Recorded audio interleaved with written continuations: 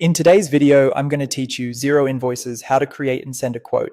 By the end, you'll know exactly how to log in, create a professional quote, and send it to your customer, all inside Xero. Start by opening Xero and heading to the login page. Click the login button, then enter your email and password. If you use two-factor authentication, complete that step as well. After you're in, make sure you're in the correct organization if your account has access to more than one. You'll land on the dashboard, which gives you a quick snapshot of your business activity. From the dashboard, look to the top navigation and select Business. In the drop-down, choose Quotes. This takes you to your quotes list where you can see drafts, sent quotes, and their statuses.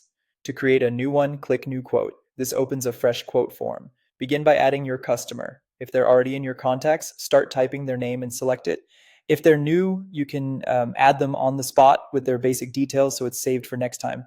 Consider adding a reference or quote number so your customer can easily track it, and set an expiry date to keep the offer clear and time-bound. If you work with multiple currencies or regions, check that the currency and tax settings are correct before moving on. Next, add the items or services you're quoting for. If you've set up items in Xero, selecting an item will pre-fill the description, unit price, and tax rate.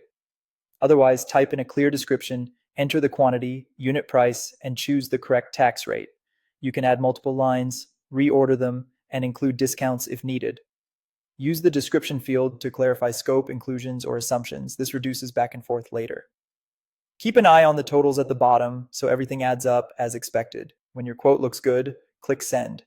Xero will show you a review window where you can double-check the email subject, message, and recipients. This is a great place to personalize the message, attach supporting documents like a proposal or brochure, and confirm the reply to address is correct. If you spot anything that needs tweaking, you can go back to edit. Otherwise, click Send to deliver the quote to your customer. After sending, you'll return to the quotes page where the status updates to sent. From here, you can track whether it's been viewed, follow up if needed, and when the customer accepts, convert the quote to an invoice with just a few clicks. And that's it. Your quote is created and on its way.